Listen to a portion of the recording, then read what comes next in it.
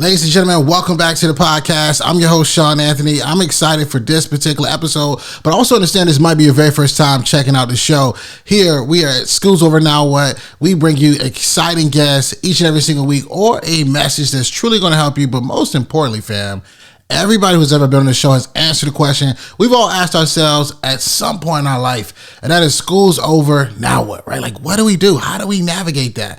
And because of you, this show has completely blown up and continue to rise in the top of the charts. So if you haven't already, make sure you are subscribing to the YouTube channel at School's Over Now What, or following us on all audio platforms so that you get this content, fam. Because today we're back with an episode, and I'm excited for this one because this is an interview I did with best-selling author Derrick Kinney. And not only that, I did this interview where I was the actual guest on his podcast called Good Money. This is not just a regular podcast. This is a huge podcast with thousands of ratings. I did this interview where I was interviewed by Derrick Kinney, a former guest of the show, and I shared things I've never shared before. We're talking about social media strategies that people have paid me thousands for. Also, business advice that you could be applying right now. And most importantly, guys, I've grown through doing this show over the last 4 years. So you're going to get a whole new glimpse of what that process of growth has been like,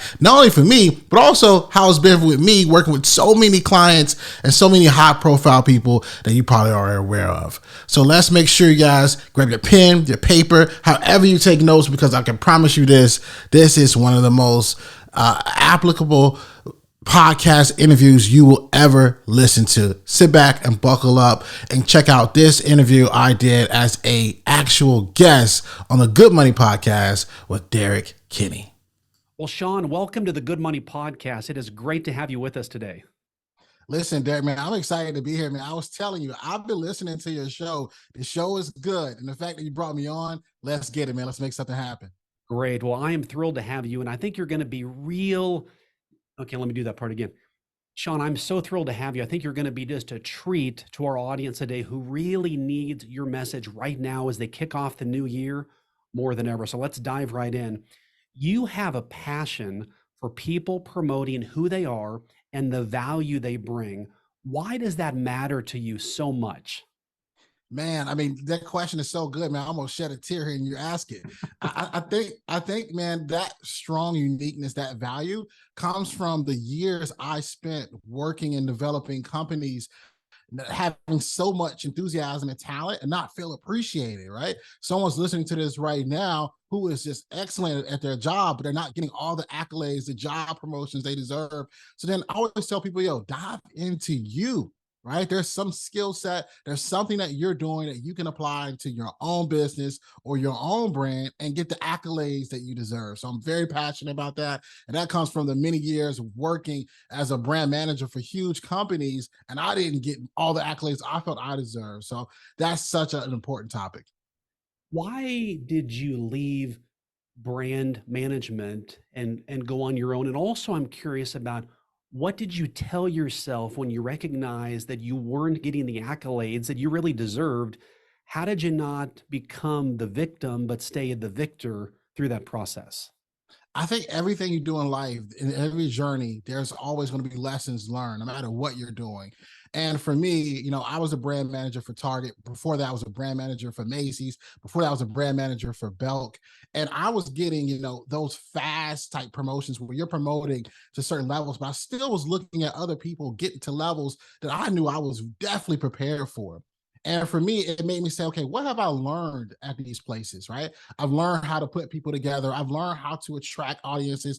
I've learned how to make customers buy things. And how can I put that towards me? You know, and also I paid attention to what people were saying during those job reviews. A lot of the insight you need into your life can be told at a job review. So at this year, whatever you're listening to this, when you sit down with that boss, pay attention to what they're saying you're doing the best with the least amount of effort. And for me, they were saying, hey, look, your collaboration skills are crazy. You have the ability to connect with so many other people. And I had these aha moments, and I'm like, yo, hold on, wait a second. Let me do that for me, right? Let me do that for me. And I had this podcast that was completely blowing up. And I said, okay, how do I continue to develop this podcast, this branding? Can this be the gateway that helps me leave this job? And that's what it became. I like how you said, listen to your boss and the feedback of what you do that's so effective yet effortless. I think so many people think about a job they may want to leave or dislike, and any feedback from the boss is like venom. But you're talking about, look at that as feedback. It's like your focus group telling you, here's your greatest gift. Now you get to choose, either you keep it under the tree or you open it and enjoy it the rest of the year. Oh man, absolutely, man. And then sometimes if let's just say the job review isn't it for you. Let's say you don't have a job. What were you doing the best as a teenager growing up? So for me, I was 14 years old when my brother went off to college. He became this big nightlife party promoter. We're talking about, big nightlife party promoter. I mean, we were partying with, the Rick Rosses, the Young Jeezys. So at 14, Derrick, I was in the club, man. I was standing on couches. But what I understood was that, hey, there's a reason why that line is the way it is. There's a lot of marketing being done. And I took that skill set and I applied it to the partying as well. And at 14, I threw a graduation party for a bunch of 18-year-olds and I made $6,000. And so at that moment, I became a big nightlife party promoter all throughout college before I went corporate and took on the jobs that we spoke of. But if you're listening to this, the reason I'm telling you that is because if you don't have a job, maybe that's just something you were doing at a young age that can help connect the dots for you. I love that. I love that. Now, one of the things that you're good at, and I mean really good at, is getting people into places that show off their uniqueness.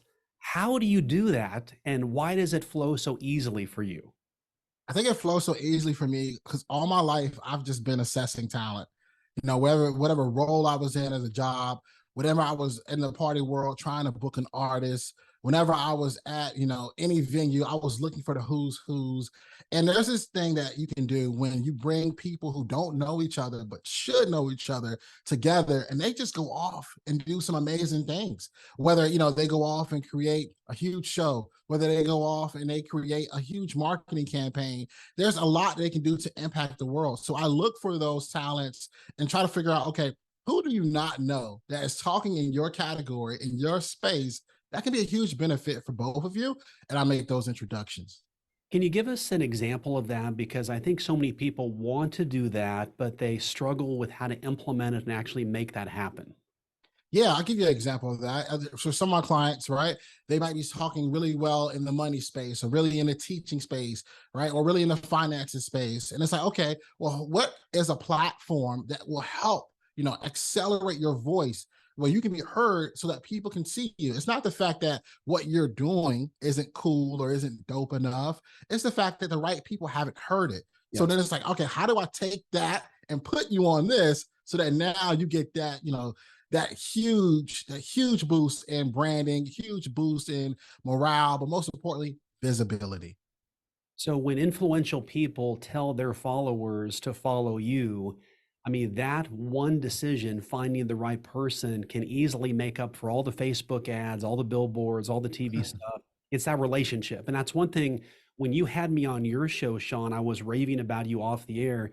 You made me feel so welcome and part of what you were doing that I definitely wanted to have you back on my show, because I wanted your energy to be transmitted back to my listeners. Because what I see you doing is you're modeling not perfection, but implementation. It's like, dude, you've got a vision and a plan.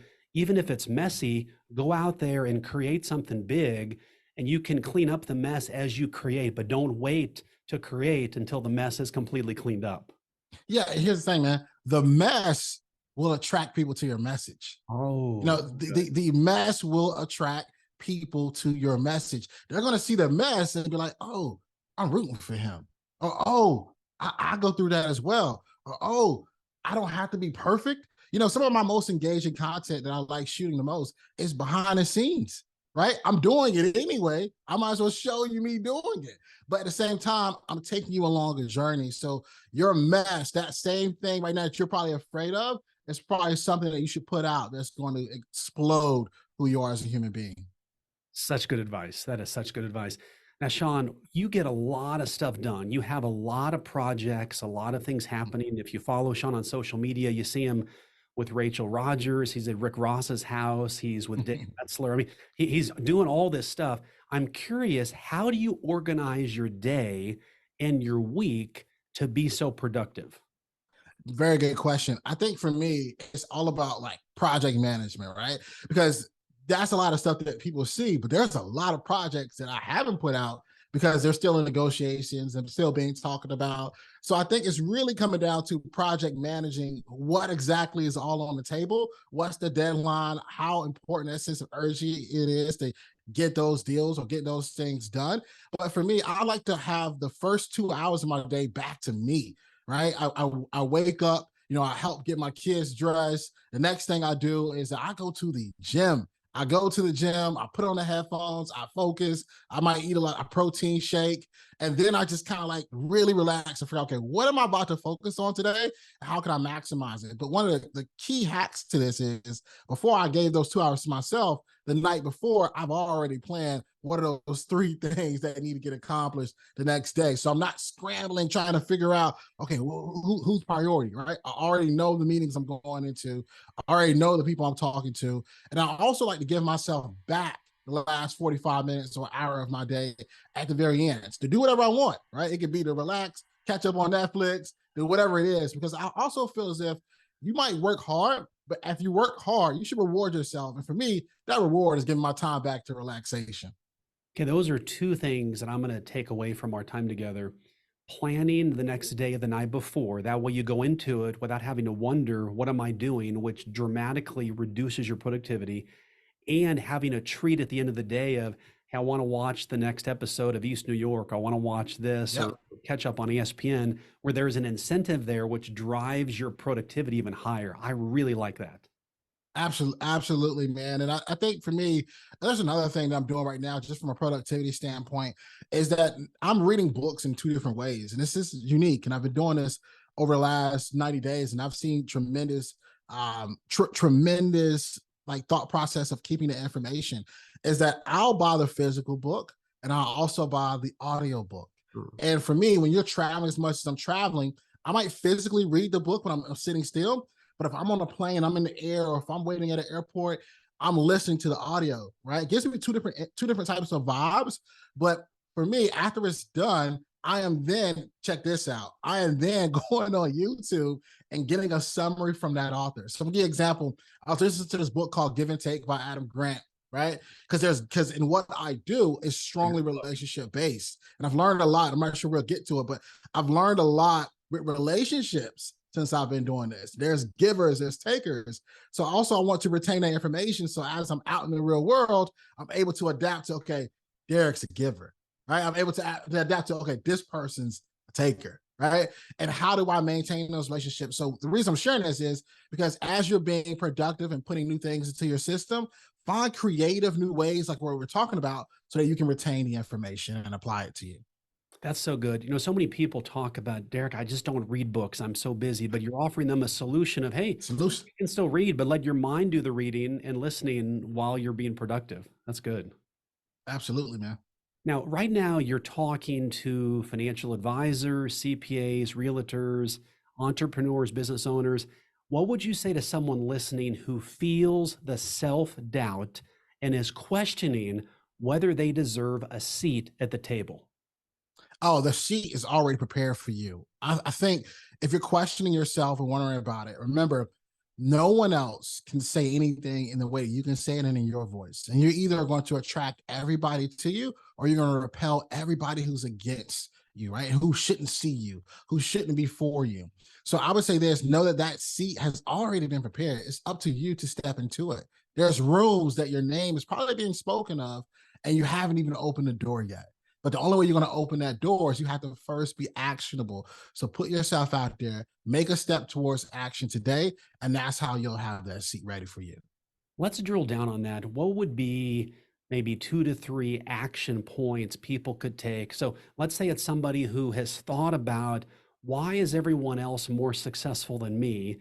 I feel like I've got something to offer, but I don't know what my next move is. And they really don't have any social media presence. They've not really put themselves out there. What would you say to them? Just do these 3 things to at least get the momentum started. Yeah, absolutely. I would say write down those First, I would say I'm gonna give you three things. First, I would say is write down everybody that you admire. Right, write down everybody you admire. It could be Derrick, it could be Shawn, it could be whoever. Write down everybody you admire, but really want you to focus on three people. The second thing I want you to do is I want you to head over to their page. Head over to their social media page. Remember, you have no social yet, or you haven't had a high performance social yet. I want you to head over to their social page, and I want you to look at their highest performing plays on reels, right? Figure out whatever that is, right? There's a reason why they're their highest plays. In those plays, and here's the third thing I want to give you, there's going to be comments. I'm going to give you a bonus. There's going to be comments in those most successful reels. In those comments, you're going to see the audience who will probably like this type of content from you. You just haven't put it out yet. So what I want you to do, and this is the bonus tip I'll give you the fourth thing. This is a bonus tip. I want you to then head over to the people who are leaving the comments. Head over to their page, engage with their content, save a photo of theirs, but I want you to store it. When you save it on Instagram, they have this nice bookmark feature, but when you save it, you can title it something. So for example, let's use Derrick's audience, for example. If Derrick had the audience that you want to be in front of, if you're like, man, he's so successful, I want you to find Derrick's most successful post, save it. When you find that person who's commented on it, start saving those people into that folder. You can call it Derrick's community, call it whatever you want to call it, right? But then I want you to engage with that community just one time a week. So every Monday, when you have that 10 to 20 minutes, that one time a week, I want you to engage with the community that, or whoever has the audience that you want, engage with those people. So that now when you put your content out, when you're talking financial advice, when you're talking about taxes, when you're talking about saving, you're talking about any of those things, that audience now sees that you exist. And you've been cultivating an engaged like community. You can take this format, you can take this recipe and duplicate it 10 times. And now you'll start having a following. You'll start putting stuff out there. You'll find those people who have been waiting for you. And most importantly, you start developing your own. It's so simple when you say it like that. So many people, I think they've got to invest tens of thousands of dollars in this program and this plan. And as you talked about, it's one person, one action at a time. And that's how relationships are formed. And suddenly now there's 10 people and 20 people, and now you're building your community, that kind of thing, which is so powerful. Absolutely. And I think those, and in the beginning, right, you don't have to do this every single week, right? If you do this, right, if you just do that format, you try it out for 30 days, you might be set, because then now they're going to start telling other people about you. They're going to start sharing your content, talking about your products, and then there's a win-win. Let's go to kind of the let me start that again. Let's go to the advanced social media class now, Shawn. In terms of when I look at your social media, like you said, you talk about and show the behind the scenes, and you're really giving people a look into what you do. How do you do that? Do you film your own stuff? Is there a videographer that follows you? Can you kind of pull back the curtain on how you do your business so people can get a sense of here's how a successful person who's willing to share actually is successful?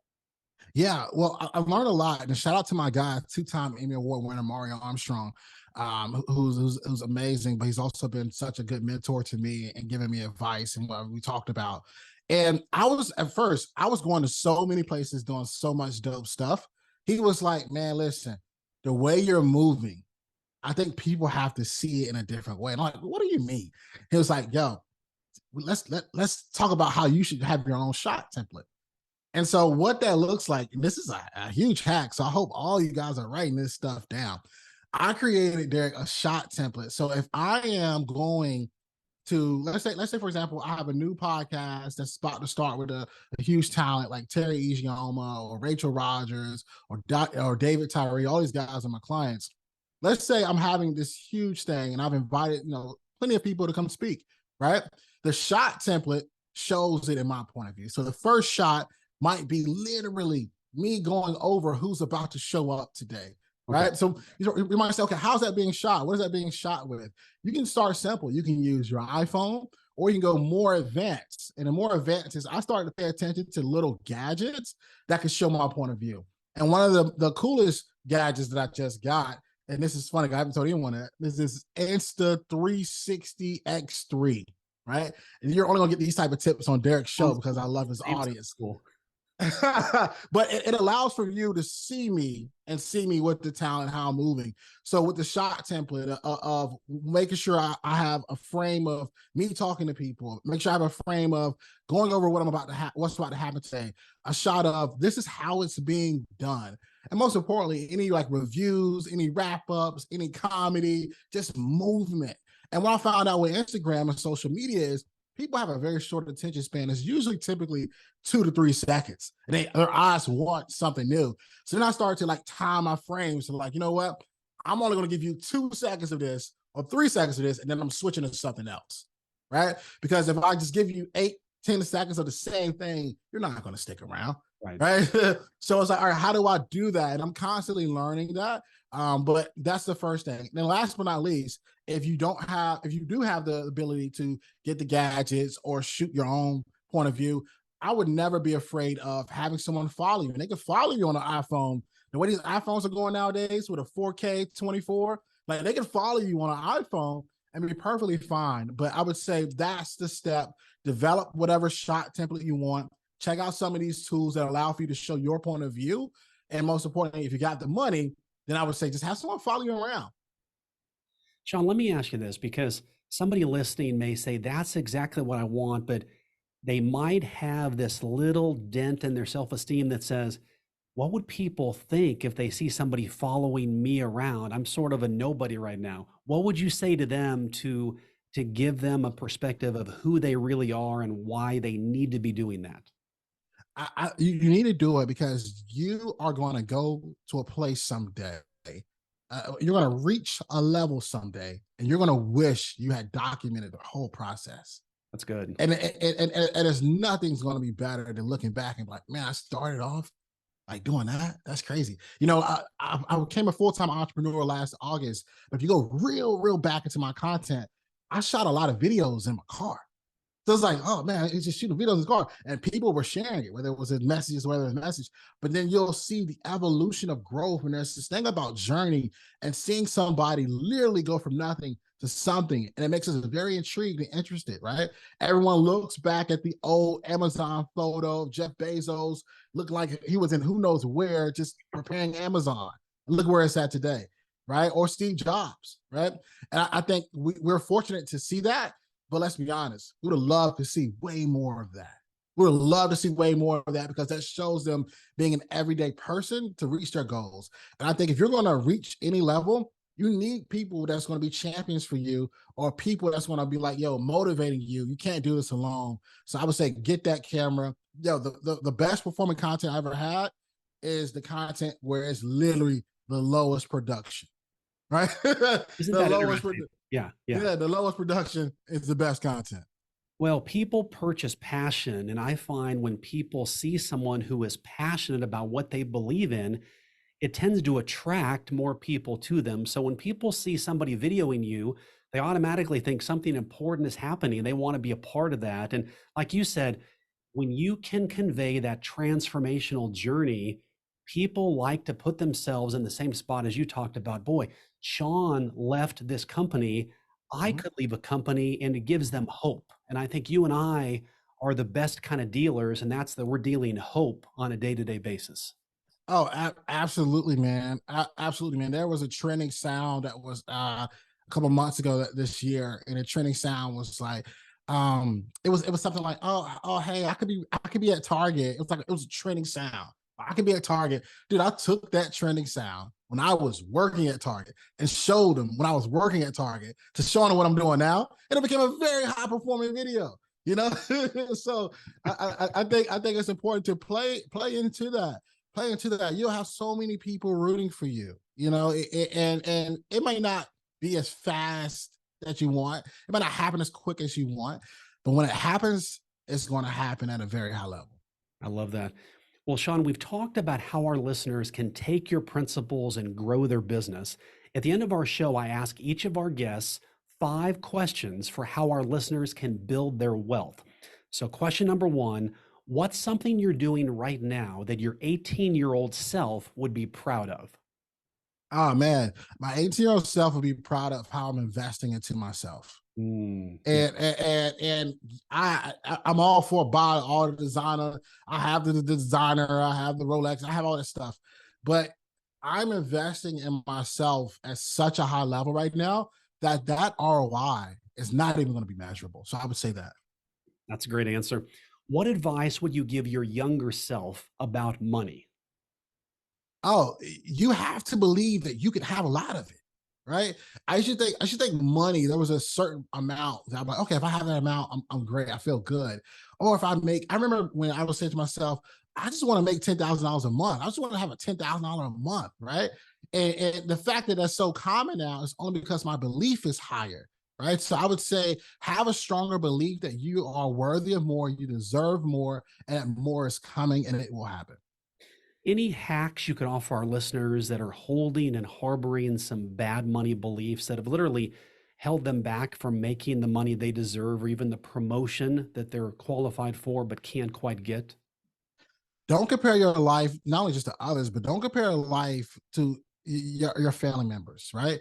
There's something that happens in our life as kids where there's like this one family or there's one family member where they are like the family member, and we think that is goals when in reality you can reach those goals a lot quicker. So I would say you have to one get into an environment where your belief allows for you to see more. So whether that's you say, you know what, I'm going to take the family off to a vacation, or I'm going to travel here, right? Or I'm going to go see this site. The more you see the world, the more your belief realizes that you deserve these things. So that's what I would say. I love that. I love that. And the more hard work you put in, the more you deserve it. It's Oh, funny. absolutely, man. And you deserve also to like I said earlier to relax. I love that. What is the biggest financial mistake you've ever made? Oh man, I got one for you without name dropping any names. Uh, when I started this whole thing of brand management with talent and putting them in spaces, one of the biggest financial mistakes I made was not understanding or seeing how much money could be made. And in reality, if you have a bigger scope on those things, I would have went back and I would have changed some of the contract deals that I did in the very beginning stages, not knowing what the opportunity that I was bringing others, what that would get them, right? So I would say right now, the biggest takeaway from what I'm saying is go back and look at what you're doing, right? Are there any spots where you foresee that the profit could be higher? And then negotiate that price and know your worth and know what you're getting. I would say that outside of that, for kicks and giggles, the dumbest thing I've ever bought. And I was hanging around NFL athletes. It was around NFL athletes. We were in Las Vegas, a whole bunch of players. And guys, when you're shopping or you're around other people who are like multimillionaires and playing in the NFL, do not be buying like they be like they be buying. And I remember buying I think it was like a $700 t-shirt. I said, oh my gosh, and I thought about it later, like that was dumb. So that would probably be it. So your Walmart mentality can still play well in the luxury home goods places. Right? Absolutely, man. You don't have to do it. And it makes it so sad is that shirt shrank as soon as I put it in the dryer. That's a good lesson. Yeah. Well, next question. What is your favorite investment right now? Yeah, man. That's a very good question. I think my favorite investment is two things. I like investing, one, actually into people, Mm. and to people and ideas and companies. And when I say companies, things that I naturally will already be paying for, it's like a no-brainer to invest in, right? So if we're talking stocks or something like that, if I'm naturally going to always be buying stuff from Amazon, that might be something I would invest in. But what I also like to do is, and another way of investing to people, is that I used to be my very first job, my entire life, was at like a steakhouse. I was an employee of the month, my very first month ever working there. I was that determined to be a hard worker. But I remember getting tips, man. I remember getting tips and being either disappointed, happy, or like, man, I gotta get out of here. Right. So if you ever catch me in a restaurant, a coffee shop, if I'm or anywhere, if I'm buying anything, I'm gonna leave you a very good tip. Sometimes even more than the food, because I just remember being that kid, making a living that way. And I remember what it felt like when it didn't go well. But also I remember getting the good tips and saying, okay, I won't be here for long. Yeah. It reminds me when before I sold my financial planning practice, we moved to a new location about 10 years ago, and the suite number was 335. And the importance of that was my hourly wage. My first job working at a grocery store was $3.35 an hour. And I Wow. picked that suite. It had a good view, but it had sentimental value, Shawn, in the sense that every day it reminded me, Derrick, you came from 335. Mm, Don't bring a 335 mentality into this office today. You're worth so mm, much more than that. And man. sometimes just that daily reminder was enough to cause me to add tremendous value to really to radically increase my income. Man, I love that, man. And that's so humbling, right? It's so humbling. It makes me almost say to myself, what can I do to always tap into that old mindset, regardless of anything, right? So I like the fact you constantly kept saying 335. It makes me want to go find like that trophy, that plaque I have for being Employee of the Month in May of who knows what year that was, and take a picture and put it on my screensaver. Because that hunger, man, there is no hunger like you had when you first started. No, and it's so good to remind ourselves of that hunger because Mm-hmm. there was such childlike like curiosity and there wasn't the holdbacks and nobody told us we weren't smart enough or good enough or talented enough or questioned us. The wind Mm-hmm. was at our back. And I think sometimes, like you said, sometimes it's a plaque or it's a 335 or something to re-put a big fan behind you to recreate the wind so that you got that momentum going. So I love that. Thanks for sharing that story. Oh, absolutely, man. And if you need motivation right now from what we're talking about, just take your phone, go back into your album, go to where it says month, years, or whatever, and go back 2 years and be like, whoa, that'll do it.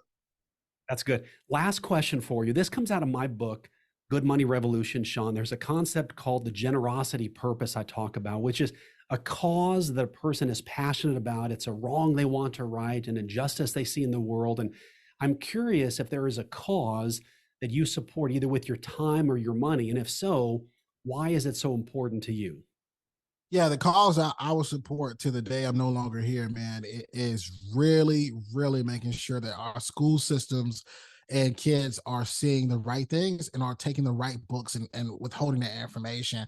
When I started my podcast, which has allowed me to do all these amazing things, when I started Schools Over Now with the podcast, it was really because I was excelling in my life and my friends weren't, right? They didn't know what to do. They didn't have the answers to the questions. They didn't know what was next for them. And so I want us to figure out, okay, what can I do? What can I create to help change the momentum? And I created that show to bring on these big names like you and Marlette, Grant Cardone, you name it, to kind of tell people exactly, what have they done? What advice would they really give?